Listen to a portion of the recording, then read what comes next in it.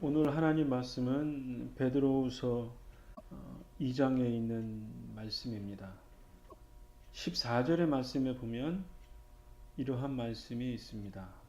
음심이 가득한 눈을 가지고 범죄하기를 쉬지 아니하고 굳세지 못한 영혼들을 유혹하며 탐욕에 연단된 마음을 가진 자들이니 저주의 자식이라. 이러한 말씀이 기록되어져 있습니다. 한마디로 말하면 저주의 자식에 대해서 말씀하고 있는 것입니다. 가족 간에 자식이 있는데 그 가족 간의 자식과의 관계에서 화목하지 못하고 단순한 의견 대립이 아니라 반목하고 싸우고 그래서 저주의 관계가 되는 그러한 관계라면 가족이라고 하는 의미가 없다고 할 수 있겠죠. 물론 피는 물보다 진하다 그런 말이 있는 것처럼 가족과의 관계는 천륜의 관계다 그렇게 말을 하죠. 하나님이 주신 은혜의 산물이고 그래서 좋은 관계, 화목한 관계, 서로 돕는 관계, 각자의 부족한 부분을 서로 채워가는 관계, 한 마음을 품는 관계. 그러한 관계가 정상적인 거겠죠. 근데 그렇지 못하는 저주의 자식이 있다. 베드로후서는 이렇게 말씀을 합니다. 그러면 이 저주의 자식을 과연 어떤 것을 지칭하는 것일까? 베드로후서 2장 1절에는 이렇게 기록되어져 있습니다. 민간에 거짓 선지자들이 일어났다. 그리고 이 거짓 선지자들은 거짓 선생이다 라는 말이죠. 이 거짓 선지자와 거짓 선생들은 멸망케 할 이단, 멸망으로 이끌어갈 이단들을 끌어들였다. 이렇게 베드로 사도가 말씀을 하고 있습니다. 결국은 이단, 완전히 다른 게 아니고 비슷한 것 같은데 뭔가 다른 그러한 관계. 그래서 결과적으로는 초대교회의 믿음의 공동체가 넓게 보면 한 단계 성장하는 것인데 그 과정 속에서는 아픔이고 분란이고 또 논쟁거리이고 그러면서 하나의 기독교의 그 교훈, 진리가 확립되어져 가는 그러한 관계를 이단과의 관계라고 말할 수 있습니다. 그러니까 초대교회 때 1세기부터 2세기, 3세기까지 이단들이 많이 있었고 더 넓게는 지금 이 시대까지 이단들이 많이 발생을 하고 있습니다. 최근에는 한국 교회 내에서도 신천지라든지 여러 가지 이단의 문제들이 매스컴의 화제가 되면서 한국 교회의 문제뿐만 아니라 한국 사회의 문제, 최근에는 청와대 그 게시판에 청원을 올릴 정도로 큰 문제가 되고 있습니다. 베드로 사도가 이단에 대해서 가장 경계하는 게 뭐냐? 예수님을 부인하는 것이다 라는 거죠. 조금 더 넓은 의미로 이해를 하자면 이단에는 두 가지의 부류가 있다고 이해할 수 있습니다. 첫 번째로는 유대인 공동체에 있는 이단들이 있을 수 있죠. 유대인들은 유구한 역사의 전통을 중요시 여기고 십계명을 비롯한 모세의 율법을 비롯한 수많은 규례들, 그런 것들로 말미암아 이제 율법을 잘 준수해야 한다 주장을 하는 경향들이 있었습니다. 그런데 사도 바울이나 예수님이 하시는 말씀, 율법보다 더 중요한 것은 하나님을 사랑하는 것이고 인간을 사랑하는 것이다. 그래서 우리는 하나님의 크신 은혜 속에 있고 예수 그리스도께서 이룩하신 십자가의 은혜, 구속의 은혜, 부활의 은혜, 그러한 은혜의 삶이 우리의 삶에 있어서 영혼을 새롭게 하고 우리의 삶을 거룩하게 이끈다. 뿐만 아니라 믿음으로 우리는 의롭게 된다. 등등 유대인들이 중요시 여겼던 관례와 전통과는 다른 기독교의 진리를 확립을 하게 된 것도 유대주의라는 그 거울을 통해서 예수님을 새롭게 발견한 것이라고 이해할 수 있겠죠. 그리고 또 하나는 이제 뭐 헬라 시대에 있었던 그 철학적이고 종교적이고 문화적인 관습들이 기독교 내에 들어오면서 생긴 이단들이 있습니다. 우리들이 잘 아는 뭐 그노시스주의라고 하는 영지주의라는 거, 신비로운 지식을 통해서 우리의 영혼이 거듭날 수 있다. 또는 뭐 신비로운 계시를 받아야 된다. 뭐 이런 것들. 결과적으로는 두 가지를 함축한다고 할 수 있죠. 하나는 뭐냐면 거룩하신 하나님의 아들로서의 예수 그리스도의 신성을 부인하거나 또는 참되신 인간의 몸을 입으신 예수님의 육체를 부인하는 경우, 결과적으로는 예수 그리스도를 부인하는 것, 그것을 이단이라고 할 수 있죠. 베드로 후서에도 주를 부인하고 멸망을 스스로 취하는 자들이다 이렇게 말하고 있는데, 이단들이 가지고 있는 공통적인 특색이죠. 예수 그리스도를 부인하는 게 왜 중요하냐면 예수님의 신성과 인성을 통해서 완전하신 하나님의 아들 예수 그리스도, 그리고 그가 십자가에 달리시면서 당하신 희생 제물, 완전한 속죄의 의미가 예수님 그 한 분에게 있기 때문에 그런 거죠. 그래서 예수님의 유일하신 유일성, 그것을 훼손하는 행위들, 예를 들면 어떤 교주가 메시아다, 예수님이 가짜고 나 자신을 믿어야 한다, 뭐 신천지의 이만희 같은 사람들, 뭐 옛날에 윤선명 같은 분들, 이런 사람들은 다 자기 자신을 믿어야 된다고 생각을 하는 거죠.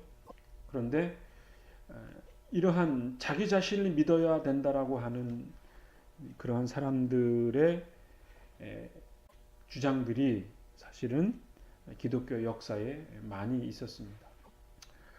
물론 지금도 살아있는 사람도 있고 죽은 사람도 있죠. 결과적으로 뭐냐? 예수님을 부인하는 것, 그것을 이단의 가장 핵심 사항이라고 이해할 수 있습니다. 두 번째로는 그 이단들이 가지고 있는 어떤 그 특색이라 그럴까, 정체성이 뭔가.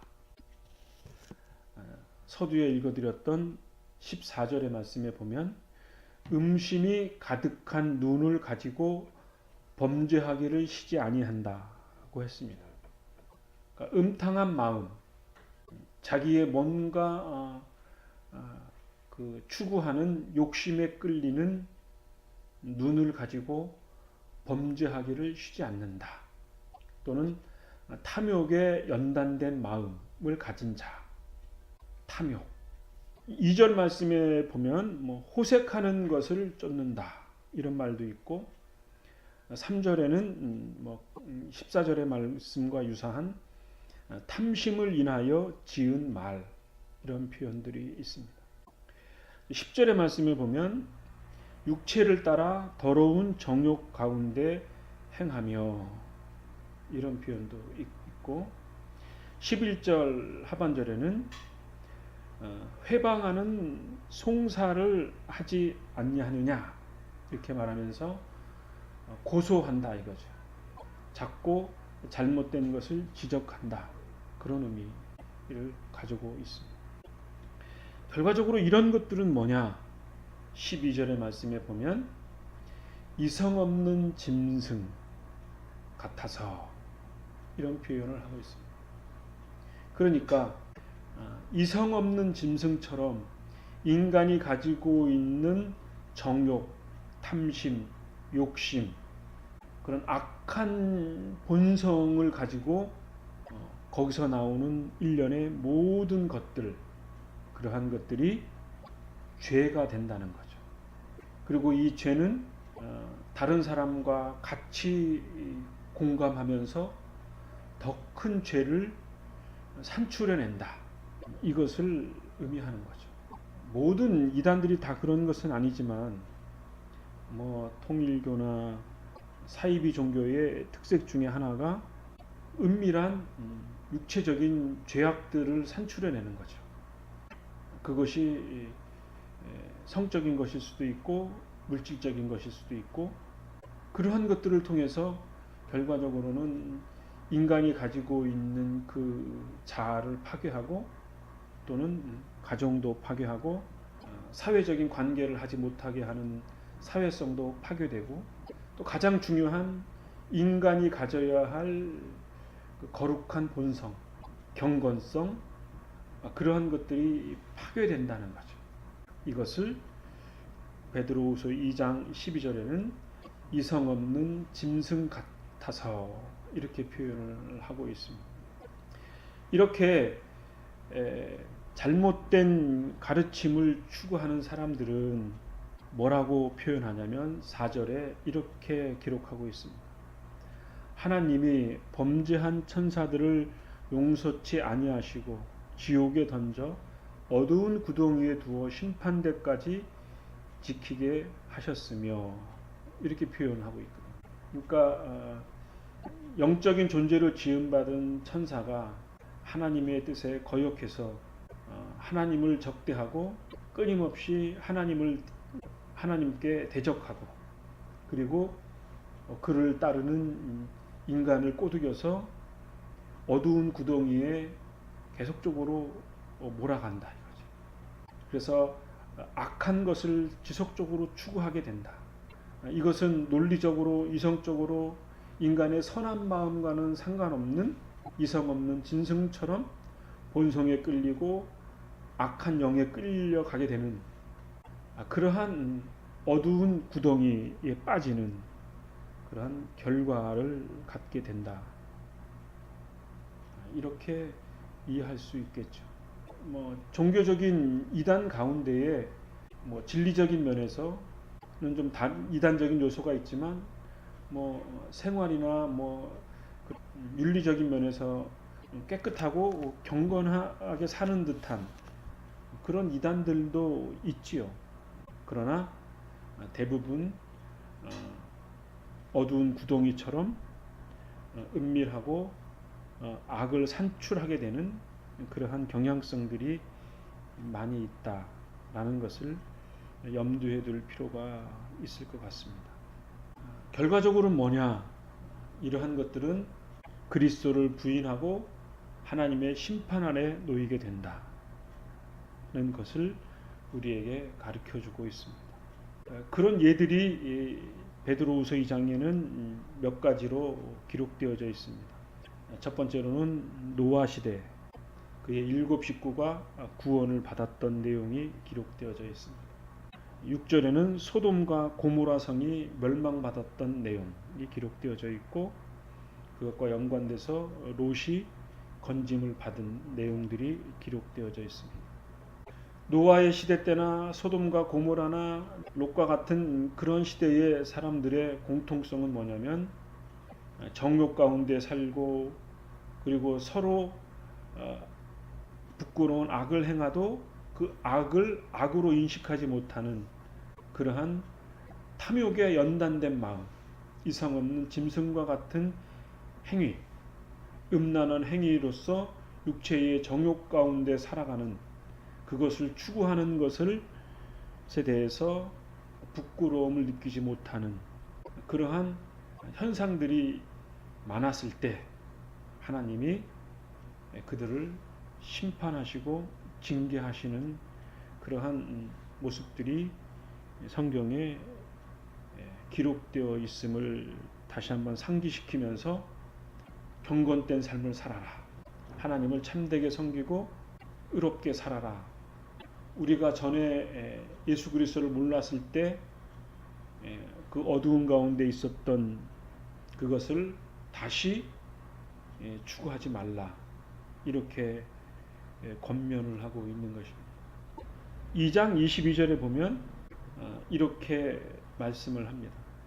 참 속담에 이르기를 개가 그 토하였던 곳에 돌아가고 돼지가 씻었다가 더러운 구덩이에 도로 누웠다 하는 그러한 속담이 있는 것처럼 개, 돼지처럼 살지 말라.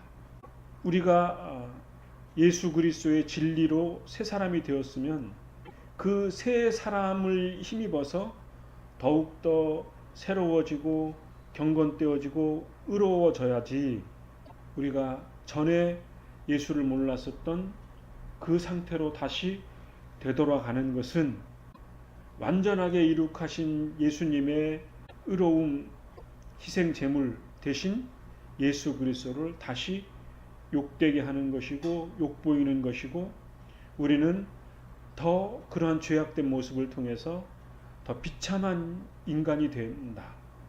그렇기 때문에 과거로 돌아가지 말라. 강건하게 베드로 사도는 권면을 하고 있는 거죠. 베드로 시대뿐만 아니라 초대교회에는 이렇게 경건되게 살려는, 그리고 신앙을 올바르게 추구하려고 했던 그러한 공동체 내에 한 사람 두 사람이 이단들을 가만히 끌어들이는 경향성이 있었습니다. 물론 서두에 말씀드린 것처럼 이러한 것들은 거룩한 교회가 더욱더 바른 진리에 서는 그러한 하나의 과정이었기 때문에 우리가 지금 기독교 진리의 풍성함을 역사적 과정을 통해서 깨달을 수 있는 거죠. 이러한 과정은 지금도 반복되는 경향성이 있습니다. 이것은 좀 안타까운 면이기는 하지만 이런 것들을 통해서 교회가 살아있고 또 진리 가운데 서려고 하는 하나의 거룩한 노력이라고 볼 수 있습니다. 현실적으로 교회 공동체에 어떤 사람들이 들어오면 세상적인 가치관을 가지고 있는 사람도 있을 수 있고, 종교적인 다양성이 있어서 기독교의 진리를 잘 모르는 그런 사람들에게 하나하나 가르쳐줘야 하는 것은 당연하다고 생각됩니다. 그들과 토론도 해야 되고 논쟁도 때로는 필요하다고 여겨집니다. 그러나 소모적인 논쟁을 위한 논쟁은 옳지 않다고 여겨집니다.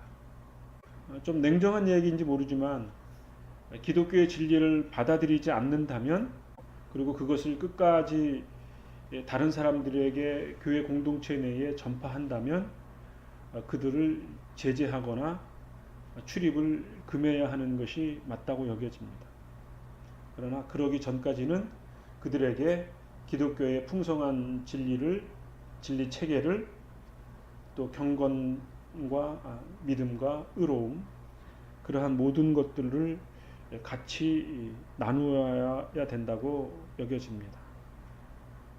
어쨌든 이러한 끊임없는 노력을 통해서 아름다운 공동체가 이루어질 것이라고 여겨집니다.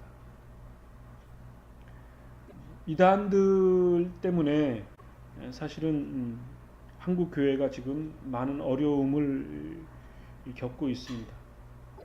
또 현실적으로는 어떤 교회에 뭐 누가 어떤 새 사람들이 들어오면 또는 뭐 이렇게 단체로 들어오면 경계한다고 합니다. 언제부터 이런 현상들이 생겼는지 참 가슴이 아픈 부분이 아닐 수 없습니다. 그런데 그들이 작정을 하고 온 이단의 무리일 수도 있겠죠.